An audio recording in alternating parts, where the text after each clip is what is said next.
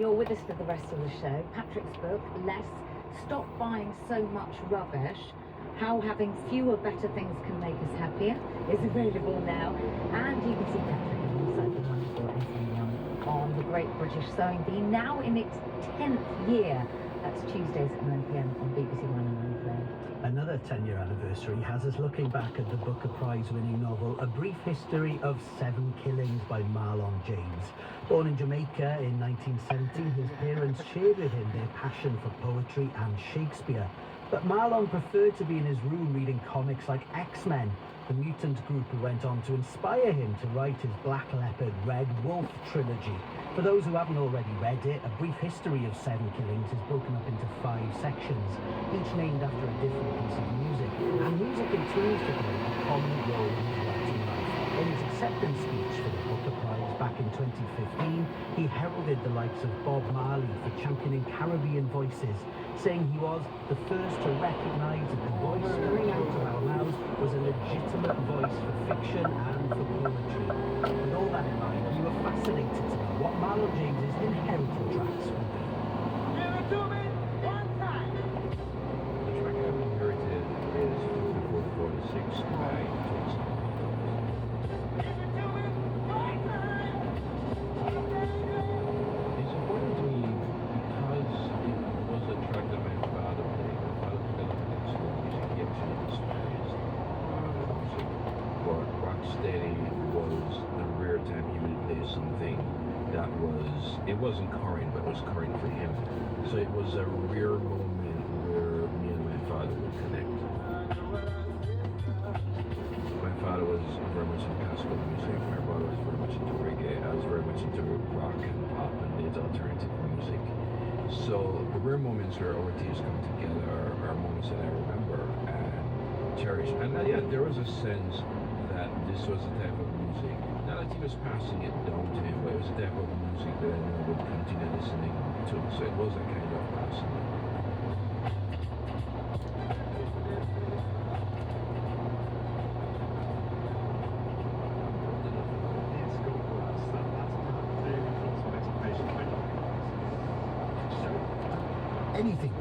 Any poisonous substance leaking into a water supply would be an issue. I mean, it's difficult to speculate, but water supplies are essentially closed unless pipes are broken.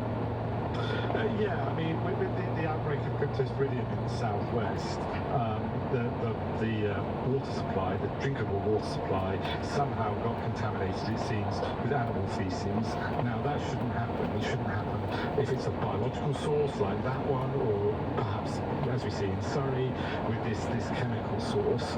Our drinking supply should not become contaminated. It's difficult to separate out whether these are routine concerns about our water or something more. And Brixham seemed to be something more. I'm wondering whether Bramley would be considered a sort of more routine poisoning of the water supply, if such a thing can be said. Yeah, I mean, if it's a historic problem, you have to ask the question, well, why has it been allowed to be a historic problem? Why wasn't it dealt with sooner?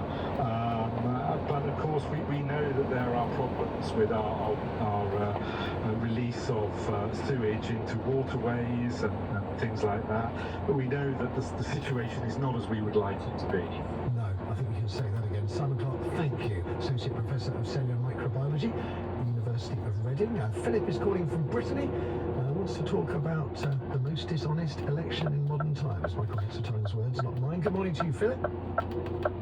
Hello, it's more to do with the people not talking about Brexit, and the Tories definitely don't want to talk about Brexit because their last campaign was about getting it done, and it's been a disaster. Labour don't want to talk about it because they need to woo back all those Brexit voters from the Red Wall. What if, is there not, Philip, within that assertion, is there not the risk that Labour might lose Remain voters from all around the country for not engaging with their concerns?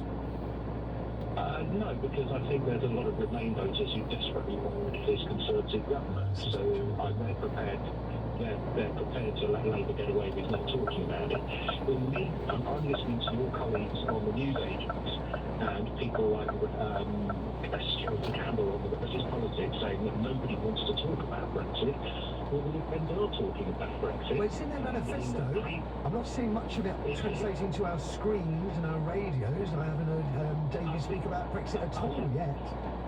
Well, I think that's down to editors choosing to report it. Ed Davey gave quite a long speech about it at the last party conference, and I suspect it's just a matter of timing.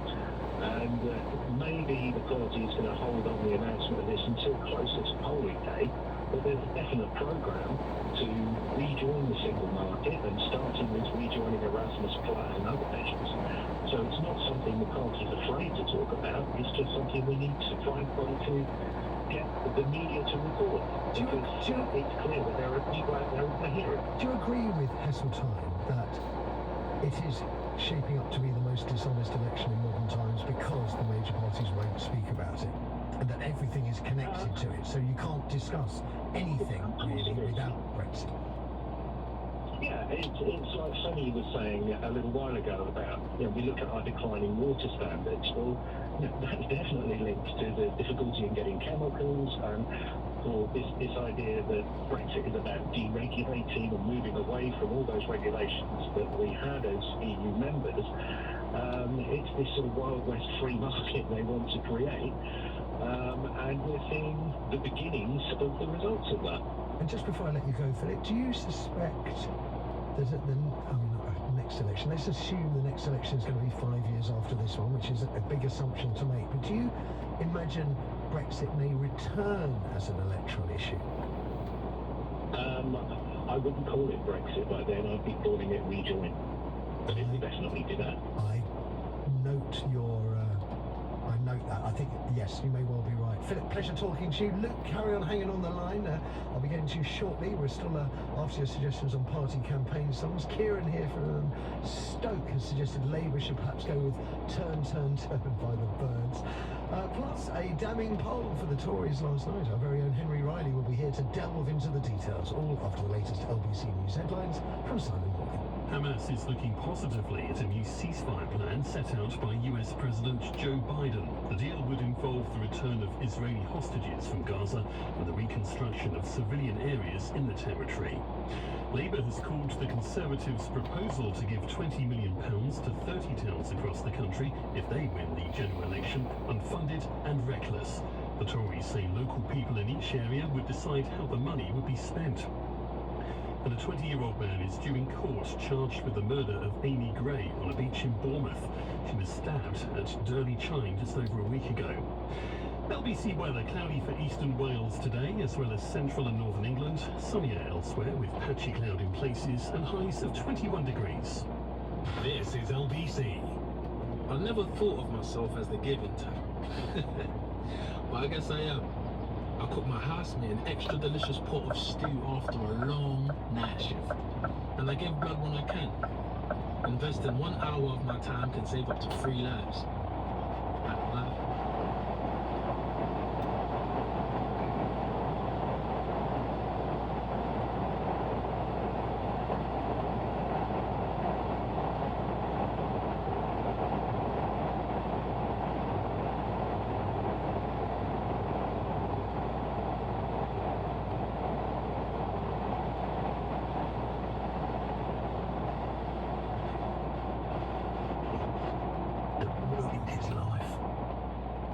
Exploded in Iraq 20 years ago.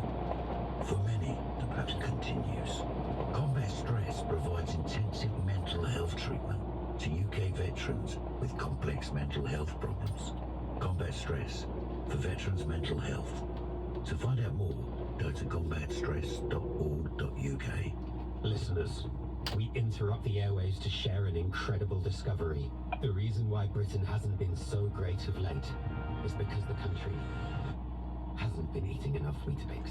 We must get to work in rebuilding Great Britain, bix by bix, by delivering Weetabix to whoever's in charge of fixing potholes, to VAR, and people who somehow manage to park over 2 bays. To Britain, we must say, have you had your Weetabix?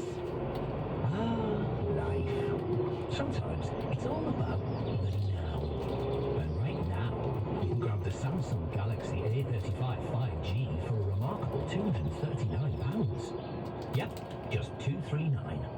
But you've only got until the 4th of June. So it really is now or never. You see what I mean? The Samsung Now or Never event. Purchase from Samsung.com while stocks last. Offer ends 4th of June. Only quality plumbers like John here get on Checkatrade.com. Look through their little guarantee, I'll work up to £1,000. Let's do this. Guarantee for 12 months. T's and C's apply. Matthew Wright on LBC. With Enterprise, get off the beaten track and get more from your holiday with a rental car. Luke is hanging on the line from Somerset, a first-time caller I know. Good morning to you, Luke. Good morning, how are you? Oh, very well, thank you for asking. What do you want to talk about, Luke? Well, I was just driving along and I was listening to you talking about the water main issue. Down in Bramley, yeah. Greater London, yeah. So I've worked in the water industry for sort of 30 years, and I can give you a bit of an explanation, I think, as to how it's happened. So the petrochemicals, those type of chemicals, can actually leach through the plastic. So when you have if you build a new housing estate today, the guys building the estate will have to get soil samples done to check there's no petrochemicals like historical spills. Right. If there is, then they install a special type of water main that has a foil metal, almost literally like tinfoil barrier. Yeah, which stops the petrochemicals leaching into the water. Can I ask a question which may... So I've been contacted by a guy called Jeff, and we obviously knows Bramley. He says there's a stream at the bottom of a friend's garden in the village, and he has seen a petrol film on the surface of that stream for 5 years, and it's finally been shown to be the petrol station next to the stream that's causing it. Yeah, that doesn't surprise me at all, because when you have a big petrol spill like that, it can sit in the ground for such a long time, especially recently with all the rain. It's probably starting to leach out of the soil now, and of course if it's leaching out of the soil into the stream, it's also leaching into the water main through the plastic itself. It wouldn't be feasible to go to Bramley and just dig up the entire town and change all the water mains for foil, because A, it would cost a fortune, and B, it would be extremely disruptive for the locals. So I guess it's one of those things that it might not have ever happened, but it's just unlucky that where a pipe goes through the ground, it also can encourage the water to track along the pipe, because obviously it essentially was a trench at one point when it was put in. Oh, I follow. So the chemicals, yes, and that's where the chemicals can mix with the water. Can I then ask a really, really dumb question? Why don't we just put down foil-lined pipes for all pipes, and therefore we never have to have this problem? It's extremely expensive to do it. Metal pipes like the Victorians used, and then we don't have to worry about it anymore? Well, the Victorian ones are just as bad because they kind of fur up and cause other issues. The plastic ones that have the foil in cost something like 20 times the cost of a normal plastic pipe to produce.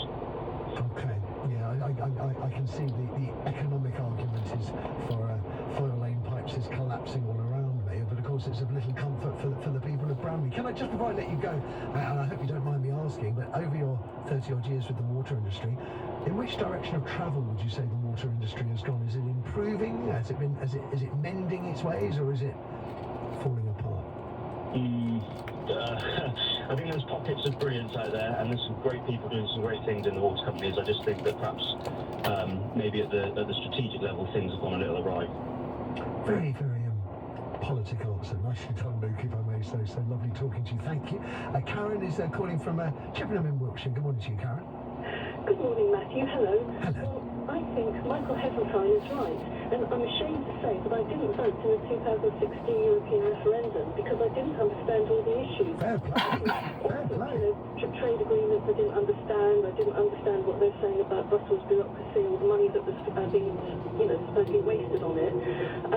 I thought we should stay in the Union because of issues of security. What if there was war in Europe that we didn't know about, Ukraine going to happen at the time.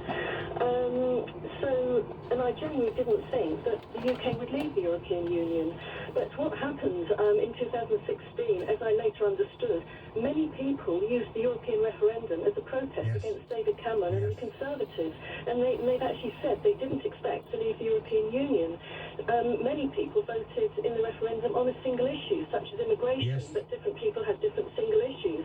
So the result of that referendum was a complete mess, and the economy and all sorts of things have been damaged in the process. I think there's a strong argument for, on any ballot paper, general election or referendum, have an extra box for people who want to say they don't know, that they've listened, they've tried to understand, they don't know, and that vote should be treated appropriately. I like that idea. The protest vote, I like that idea. I'm a big fan of none of the above as well in a scenario of compulsory voting. But can I ask you, do you feel it is the most dishonest election? That's the phrasing that Heseltine used. Is it the most dishonest because people won't talk about it?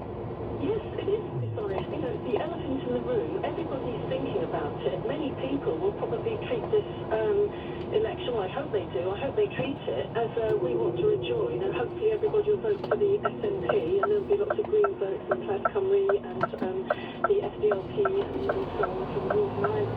The three main issues which I understood afterwards, and that was a bit challenged, and that was very time. The three moving the internal market and the European Customs Union. As a result of Brexit, freedom of movement for United Kingdom citizens has been restricted. But net migration has increased drastically. So thank you very much. It's almost as if they told us a load of lies, isn't it, Karen? Lies we now can't challenge with healthy debate because none of the parties will allow us to challenge these ideas because we are deprived of that debate. Karen, thank you. Now, I mentioned a new poll. Polling for the Conservatives hasn't been looking particularly rosy all year. I think the last devastating poll put the party on 80 seats.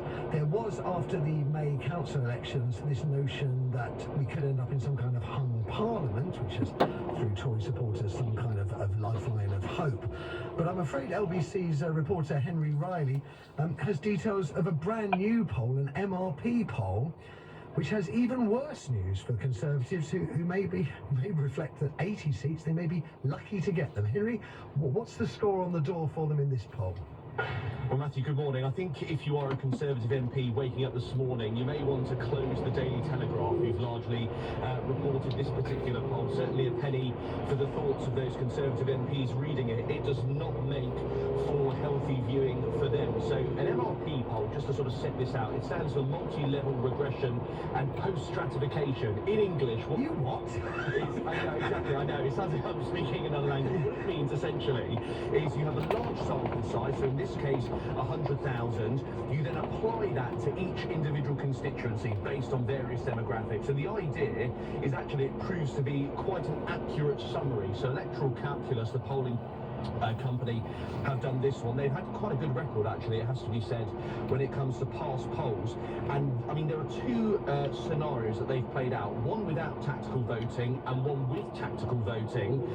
In terms of their sort of polling of tactical voting, it's best to go with that one because that gives us a fuller picture. It shows Labour would get a bigger landslide than Tony Blair's in 1997. They would get 476 seats. That would be an increase of 280. The Conservatives would lose over 300 seats. They would go down to just 66 seats. That would only be 7 more than the Liberal Democrats, who increase by 51 seats, of course based on the 2019 results, to go to 59. So I mean, this is a brilliant poll if you are a Labour supporter, if you are a Liberal Democrat supporter. If you are a Conservative, it doesn't make for healthy viewing, Matthew, but in terms of the individual MPs who could lose their seats, Oliver Dowden, the Deputy Prime Minister, the Home Secretary, James Cleverly, Kenny Badenoch, the Trade and Business Secretary, Penny Mordaunt, former Cabinet Minister Jacob Rees-Mogg, it would be a total wipeout. We've also seen Rishi Sunak, who has a substantial majority in Richmond, Yorkshire. The polls suggest his substantial, it's about 20,000, I think, and that's going to be reduced to a whisker. Yes, and I mean, Rishi Sunak's local councillor is actually a Liberal Democrat, so it's clearly an area which the party have been targeting. It would be within 3%, Richmond in North Yorkshire, with Labour coming second there. So actually it's a bit of a triple threat with the Liberal Democrats and Labour. And the only slight snag, if you're a Labour supporter, Matthew, you may think sort of it is all fantastic viewing. The only slight disappointment they would have is that one of their shadow cabinet ministers, according to both of these polls, would lose their seat. This is the Culture Secretary shadow, Thangnam Debonair. The idea is that the Green Party could well take her seat. Any other news for the smaller parties, the SNP, Plaid and such like? Yeah, so I mean, in terms of the SNP, it's abysmal viewing as well. So again, going off that without tactical voting, they would lose 22 seats. Again, this would largely be at the expense of Labour and the Liberal Democrats, who've previously been quite strong in Scotland. And for Plaid Cymru, it is is good as well. Sort of the youth tactical voting would show them with an extra seat. Actually, if you take tactical voting out, because Labour supporters are sort of mixed between Plaid and Labour, they could end up with 2 more seats. So it looks good for them. And in terms of sort of 2 smaller UK-wide parties, Reform would be on 0 seats, and George Galloway's Workers' Party would also be on 0 seats. Nice, isn't it? 0 seats for Reform, and you can't get them off the telly. Quite extraordinary. Henry Riley, lovely talking to you. Extraordinary. You're listening to Matthew Wright on LBC. I will be returning with more of your thoughts on whether Brexit, the lack of conversation about Brexit, is some kind of failure, that it's the most dishonest election ever, and we might be able to do a few more party theme tunes ahead of the election. Those are party theme tunes you would like them to have, rather than the theme tunes the parties choose themselves. All of that coming up after the latest LBC News headlines again from 7. The Foreign Secretary, Lord Cameron, says Hamas must accept a new ceasefire deal that has been presented by President Biden. Labour has called the Conservatives' proposal to give £20 million to 30 towns across the country if they win the general election unfunded and reckless. The Tories say local people in each area will decide how the money will be spent. And experts are warning drug shortages are heaping pressure on already stretched pharmacies.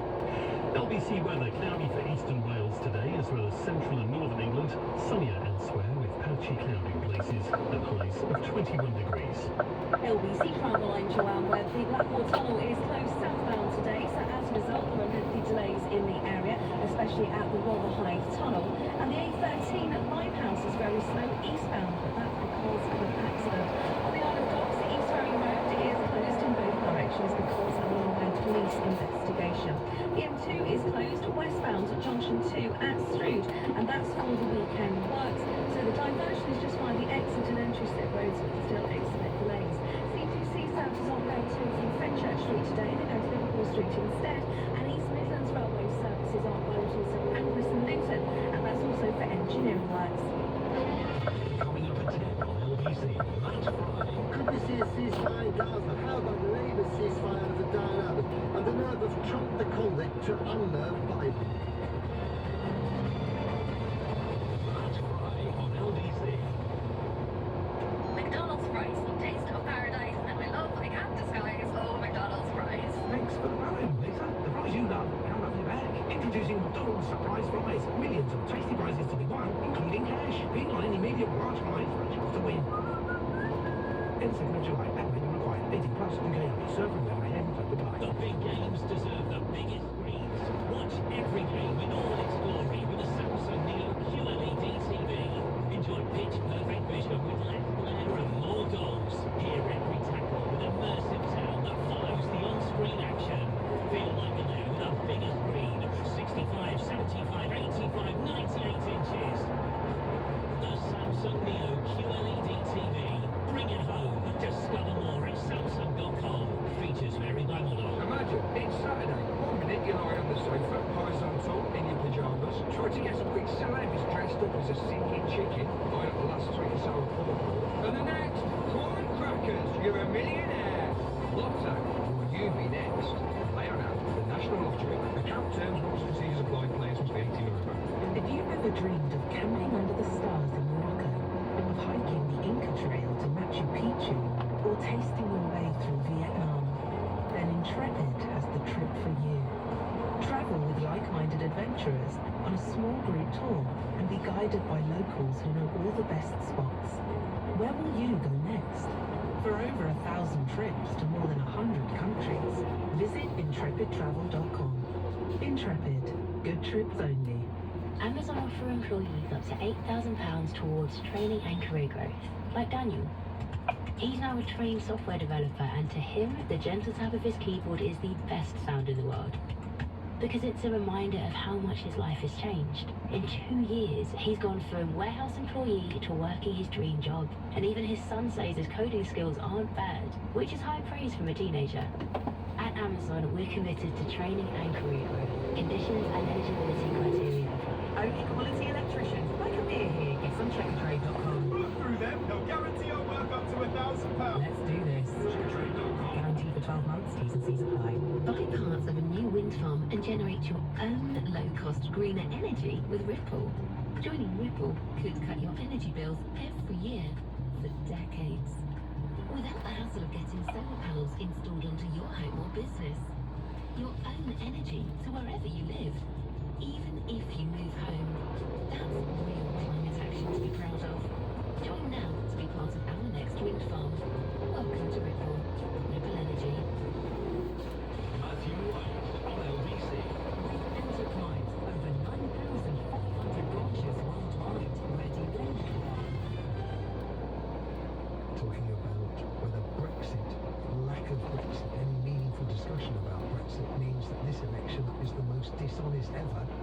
Certainly most dishonest in modern times, which is the language from Michael Hissam, former Deputy Prime Minister and one of Thatcher's trusted cabinet members. John's picked up the phone from Coventry. Good morning to you, John. I'm very well, thanks for asking. I hope you are as well. What do you know about Brexit and politics and elections?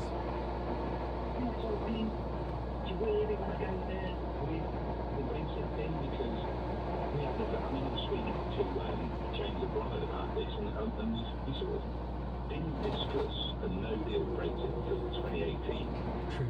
So all those conversations should have happened beforehand, and then you've got the premier negotiators in the UK paid hundreds of thousands of pounds a year. And can we just say when you say premier negotiators, we're using little fingers in the airs and inverted commas? I think we need to say that because Lord Frost was one of them, wasn't he? And I can't allow the word premier negotiator to go unchallenged in relation to Lord Frost.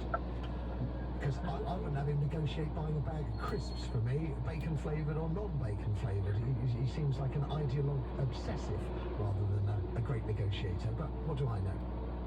But this is the thing, they just cancel each other out, and it seems like people have guaranteed themselves a pension, rode up into the sunset and said, whatever you want, you're not getting. And we're going to keep charging you and charging you and charging. It's almost like one of those problems you can get rid of. I think Brexit's done. I think, we've just got to let it settle. If we get back into the EU, yeah. The thing on that point, John, and you're not alone in saying just leave it be. But my point is, well, it didn't really happen very loudly in the 70s. By the late 80s into the early 90s, whole swathes of politicians did nothing but talk about why they hated the EU, despite the fact they'd had a referendum that was overwhelmingly in support of joining Project Europe. And they never shut up, so why should those who lost at the last referendum shut up now? It doesn't make any sense. If they'd shut up, we'd probably not be having this discussion because we wouldn't have had a referendum. But because they didn't shut up, it's a bit rich to expect everybody on the losing side to button it because they lost by 1.8%, isn't it? Yeah, no, there is a balanced argument to be made, but I just think the whole thing, looking back retrospectively, going through Brexit, we got sold a pup. And all the people that seem to be telling us one thing, they did the opposite. We had the opposite results. It wasn't great for Britain. £350 million a week is just nowhere. And now no one talks about it, John. Is that not weird? Yeah, well, there you go. It was the only subject for discussion at the last election, 5 years ago, and now there's not a word. I mean, that's weird. Yeah, I mean, the thing is, you got Boris jumping on that, get Brexit done, and that was at a huge cost, wasn't it? I mean, he just sort of trundled through on the back of that, and it just made a complete, and you're just saying, let's just not go there. It's almost like one of those things where you're like, no matter how they approach it, it just turns to money. But Heseltine says, and I don't disbelieve him, that you can't discuss almost anything in the UK today, any problem area, without looking at it in a wider context of our decision to leave the European Union, from the quality of our water to moving around. And if no one talks about it, then we're never going to be able to address those issues. John, lovely talking to you. Paul's waiting on the line from Sunderland. Good morning to you, Paul. How are you? I'm very well, thank you. Your thoughts on the absence of Brexit from this election?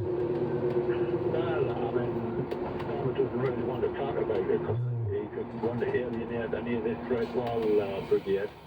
But it is dishonest not seeing that the damage it's done in the run-up to the election. I mean, I voted Labour last time, and I mean, I'm seriously considering not voting for them this time because of the lack of chat about it. So this is really interesting because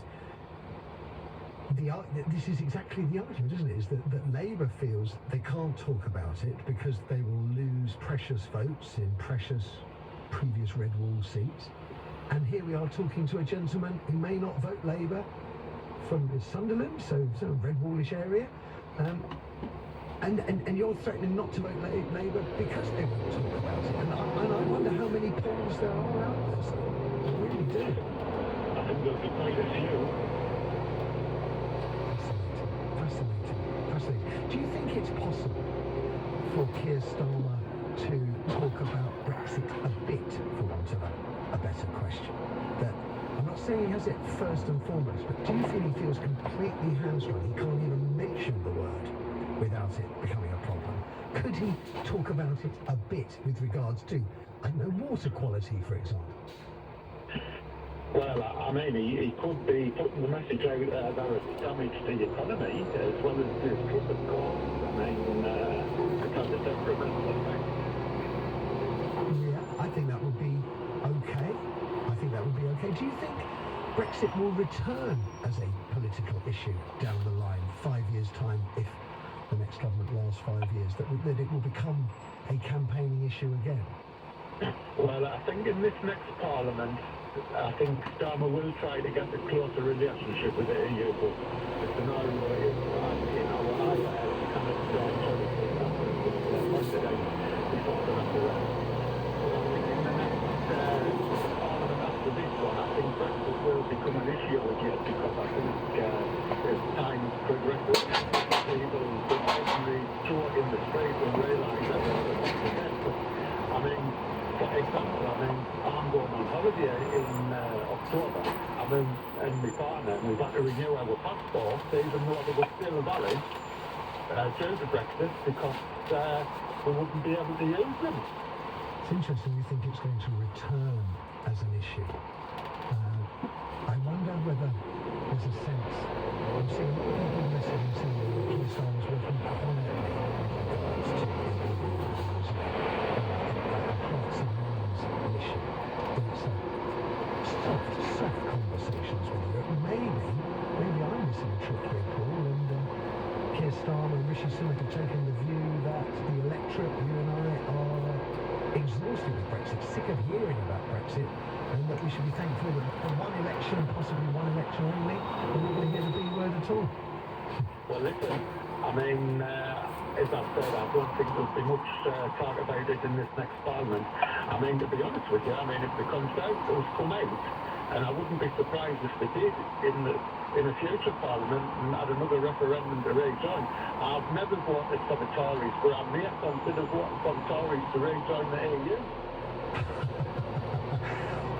Someone tells Rishi Sunak that. Paul, pleasure talking to you there up in Sunderland. You mentioned just before the break, Rishi Sunak's campaign in Richmond and Yorkshire, so in the interest of balance, and for Spencer, I'm launching four list of candidates, which are Rishi Sunak and Daniel Callaghan, the Democrats' Canfest Greens, Rishi Sunak and Lynching, so the Labour's Party, Lee Martin Taylor from the Reform UK, and Tony Wilson from Labour. Just returning briefly to some of your party theme tunes. I was hoping we might get a little balance, but they're mainly for the Tories, I suspect. It doesn't always say. We've got Stephen saying Digging the Grave by Faith No More.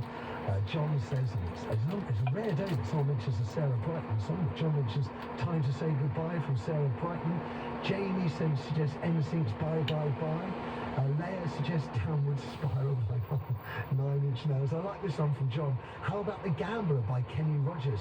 You gotta know when to walk away, which I think is rather sweet. And a couple of others here from Viv. The obvious choice is the theme for The Muppet Show, she says, but then I also thought of Crying in the Rain by the Everly Brothers, which is rather touching. And with that, I guess I should wrap up your CD's ears. Thanks for your good humour today. I thoroughly enjoyed if you missed any of today's show, you can listen back and catch up on the official website and also calls on me.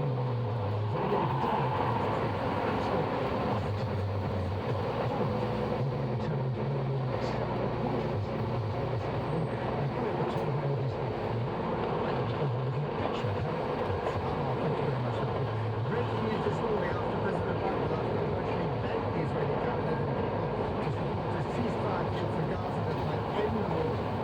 indicated they will be on board with this will be end to 8 months of fighting and what next.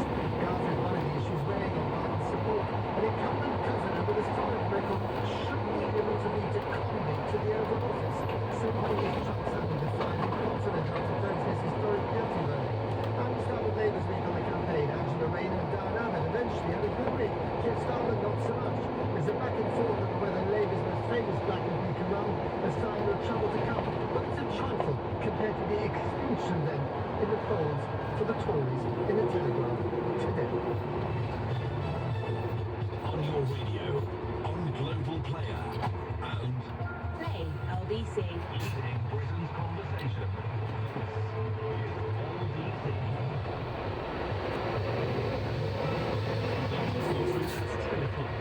Since disrupt the ceasefire proposal forward by Israel as positive progress. The deal would include a 6-week pause in fighting, the return of hostages, and Gaza reconstruction. It's still unclear where Israel stands. Samuel Ramani, Associate Fellow at the Royal United Services Institute, says there's a reason the US President's come out with this plan. I think that he's reacting to domestic pressure and is trying to come up with a ceasefire. But Netanyahu and the Israelis are continuing their operations in Rafah, and it's unclear whether Hamas will be able to produce very many hostages alive. So I'm not so certain. Sir Keir Starmer's launched Labour's battle bus in West London by jokingly comparing the vehicle to Tory defections to his party. The Lib Dems is promising to tackle high stadium ticket and TV subscription prices. The Conservatives will give 30 UK towns £20 million for regeneration if it wins the general election.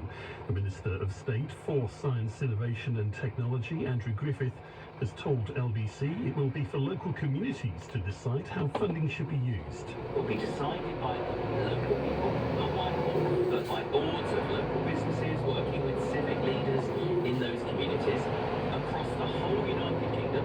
Reform UK says it wants to reduce stamp duty to 0% for properties below £750,000. The Scottish First Minister will take his election campaign to the northeast of Scotland, insisting his party can remove the remaining rump of Tory MPs, both there and in other parts of the country. Tanker drivers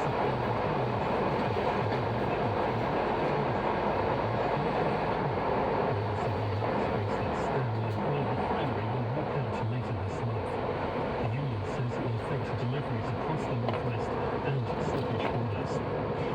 We'd now be fined for driving in low emission zones in half of Scotland's cities. Rules have already been enforced in Dundee and Glasgow, and from today in Aberdeen and Edinburgh.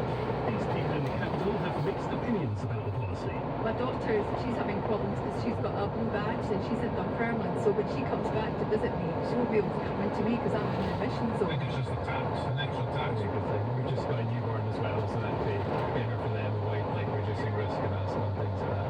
LBC weather cloudy for eastern Wales today, as well as central and northern England. Sunny and elsewhere with patchy cloud in places and highs of 21 degrees. From Global's newsroom for LBC, I'm Simon Morgan. Imagine, it's Saturday. Predict you lie on the sofa, horizontal, in your pyjamas, trying to get a big celebrity dressed up as a singing chicken, out of the last sweet and sour pork, and the next, corn crackers, you're a millionaire. Lockdown, will you be next? I am now, the National Lottery. Account terms, rules and fees apply, players must be 18 or over. This is LBC from Global, leading Britain's conversation with Matt Farrell.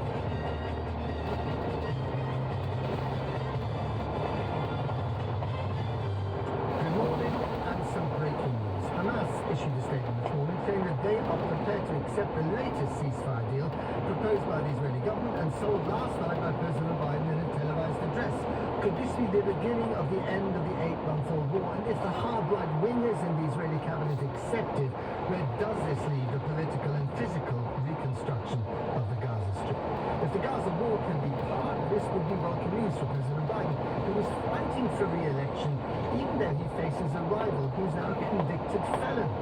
You would have thought that a guilty verdict would disqualify or shame Donald Trump into submission, but predictably the opposite has happened. Trump is defiant, describing himself as a political prisoner, and boasting that he's raised more money in 24 hours than ever before. He will certainly need to pay for his legal fees. We'll check in with Hong Kong, where 40 human rights activists and democracy activists face lengthy jail sentences.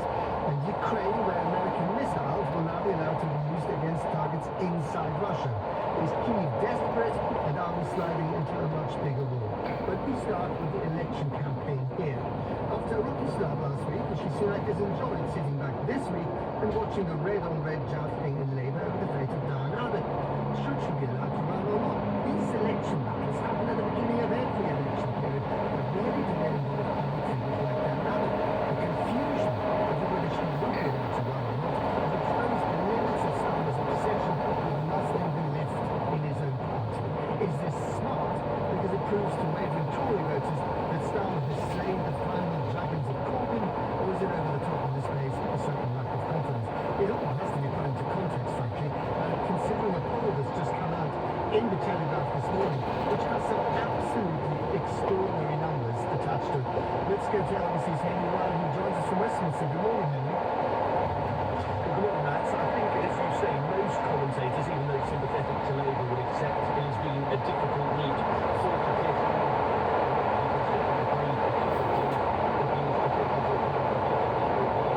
calculus. What it would mean, essentially, is that Tony Blair's 1997 landslide would pale into insignificance. Now, this is an MRP poll.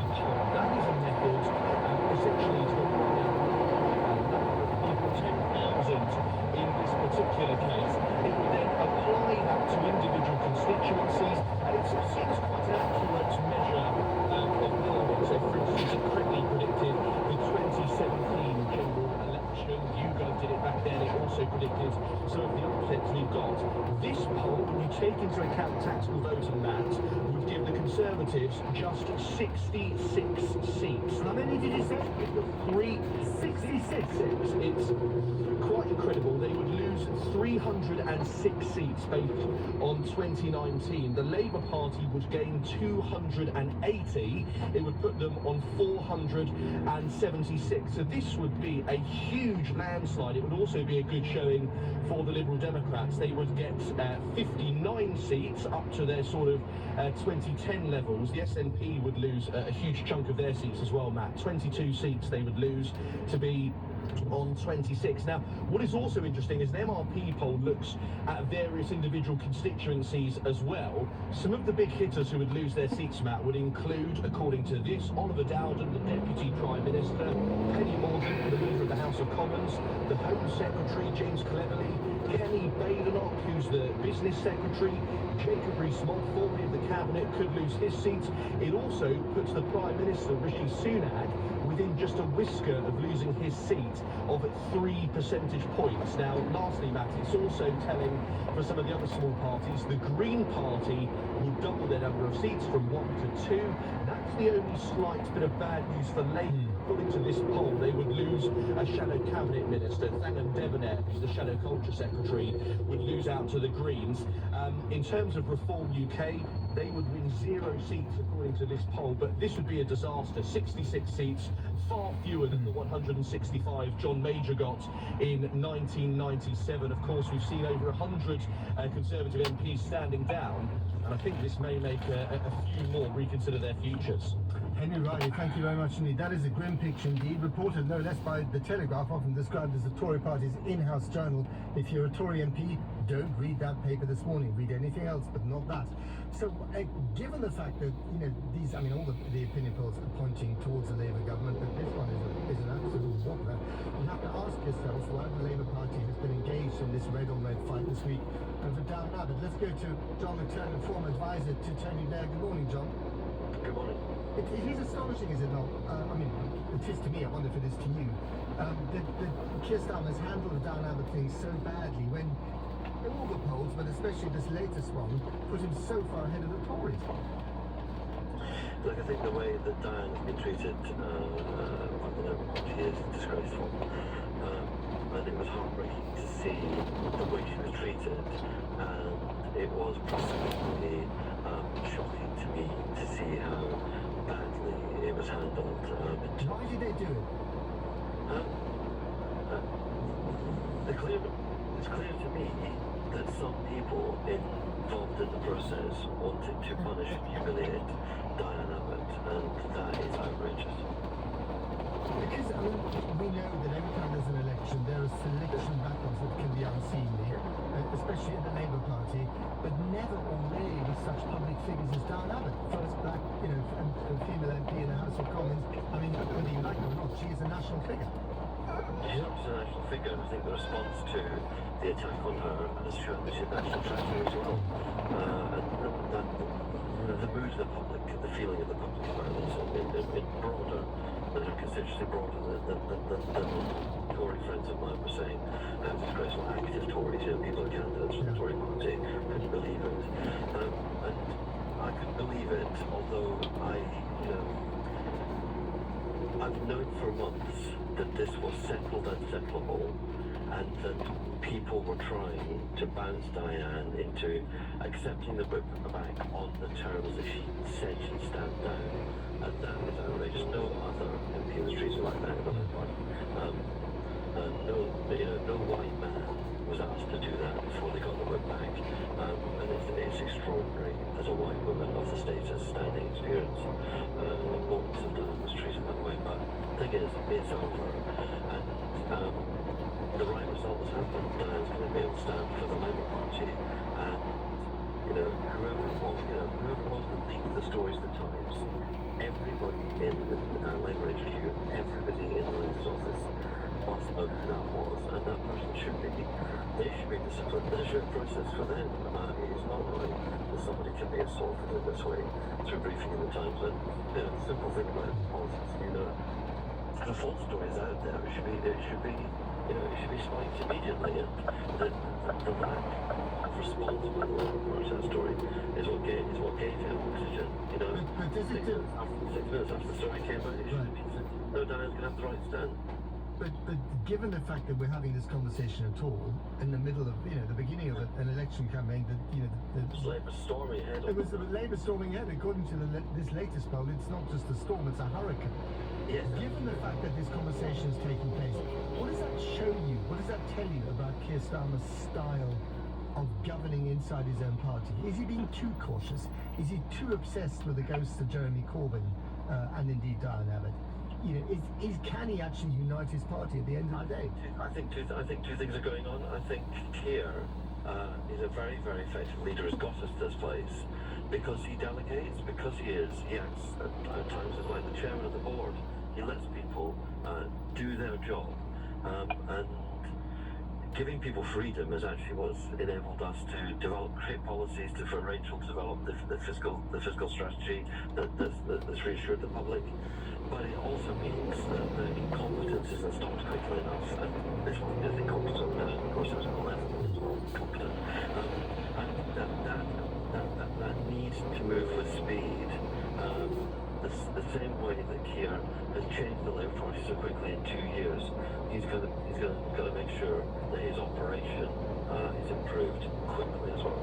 And just briefly, do you think it stores up any trouble for if and when they actually get into government?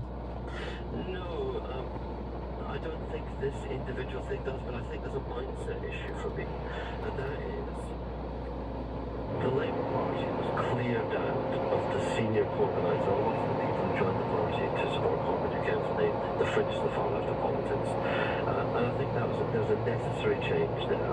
The problem is, if you treat the next parliamentary Labour Party, which on this MRP is going to be a more 400 MPs, you can't treat them the same way as you treated the Corbynites. These are people who are going to come in. I think it'll be a much younger parliamentary party, many more renters than homeowners than in the past. Younger people with much more liberal views on everything, from trans rights to Israel Palestine. When you have 450 MPs and you only have 130 payroll slots to give them, you've got to learn how to listen. You've got to learn how to manage.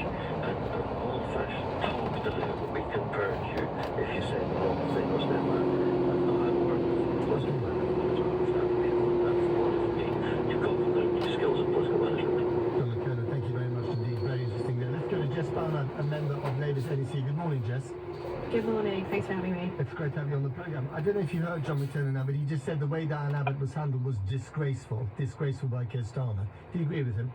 Completely agree with that. I think we've rarely seen anything quite like this, and the level of briefings against her, alongside the months on end leaving her waiting, leaving her suspended, it's just not the way we should be treating our own MPs, particularly the first black woman MP who's dedicated her life to serving the Labour Party.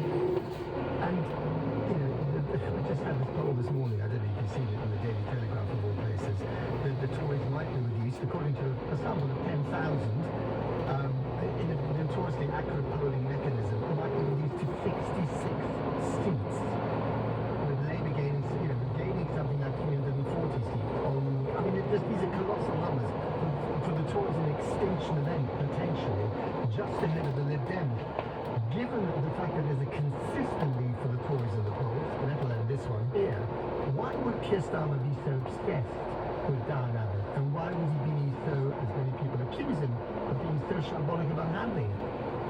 I think this is part of the problem, right? So, I mean, obviously it's brilliant for us, speaking as a Labour NEC member, I'm really glad to see that the Tories so far behind in the polls and Labour polling so far ahead, but I think it's made Keir uncautious and I think he's got a bit overwhelmed. Cautious. I thought I would say he's too cautious. He's too obsessed with slaying the ghosts of Corbyn, or putting down Abbott or someone like her, or her political persuasion into their reduced box. When in fact he can afford to be slightly more relaxed about it.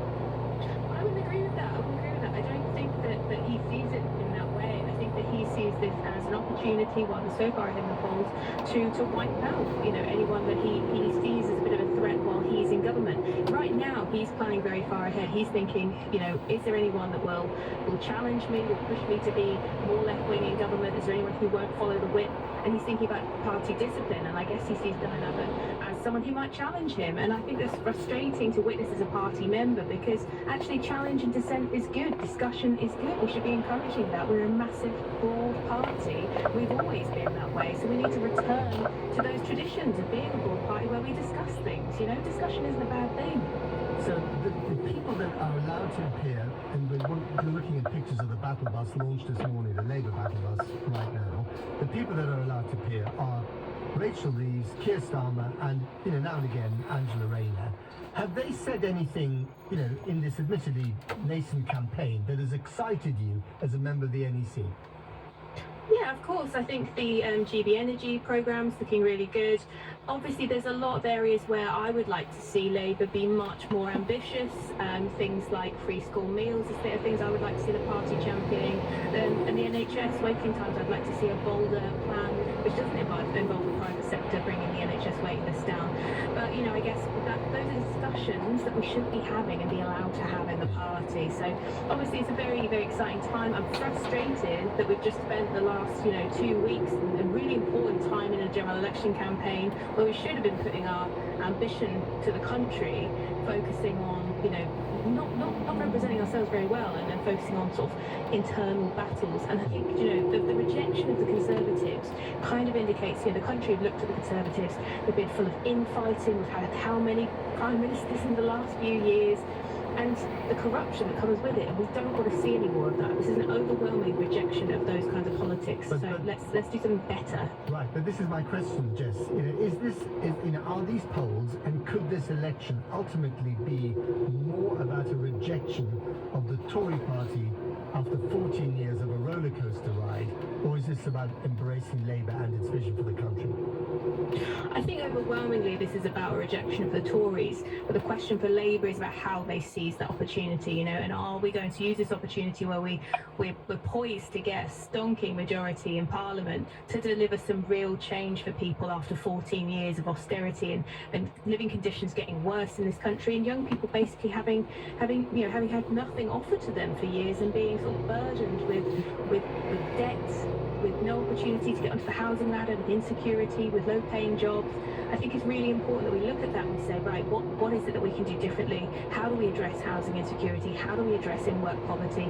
And all those big questions that are on everyone's minds. Because the suspicion that I've heard from many people is that even though there is a change of tone and a massive change of personnel, of course, in terms of policies, whether it's on taxation or immigration or security, there's actually quite a lot of continuity. All those different, it's written in cursive writing as opposed to block letters. Yes, I mean Starmer's program is a very reserved program. He's being very cautious. I think he's right to acknowledge the state that the country is in. However, I don't think that, my view as someone on the left of the party, I'm not sure that he's reaching the same conclusions that I would.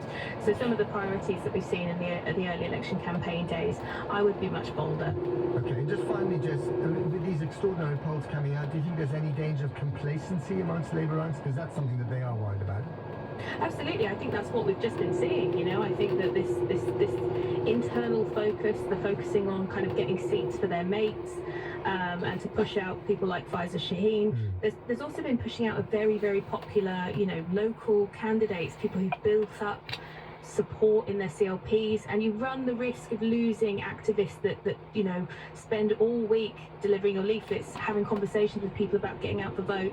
And I think what we've seen as well in this country is people are really frustrated with politicians. People feel like they're all the same, and we need to make sure that people are getting out to vote. Now, if you are demoralising your activists, your people that are out there getting the message out for you, you're really vulnerable in quite a lot of these seats, particularly when there are so many huge issues on the minds of lots of communities. So I think there is a danger, and I hope this week has been a bit of a warning for Starmer. You need to focus on the job at hand, and this internal fighting, this internal bickering, and this obsession with stamping out the left of the party, it needs to stop.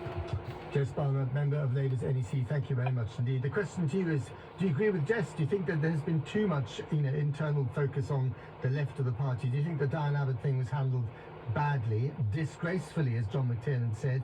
And why do that? It is unnecessary. So why have they done this? Is this a sign of things to come, or is this battle now done and dusted, and Labour can get on with with its message to the British electorate? Because the polls, frankly, especially one out this morning in the Telegraph, are frankly shocking. This poll has the Tories down to 66 seats, with the likes of Penny Mordaunt, Oliver Dowden, Jacob Rees-Mogg, James Cleverly, the Home Secretary, possibly even the Prime Minister himself, all losing their seats. What do you think? 0345 6060 973.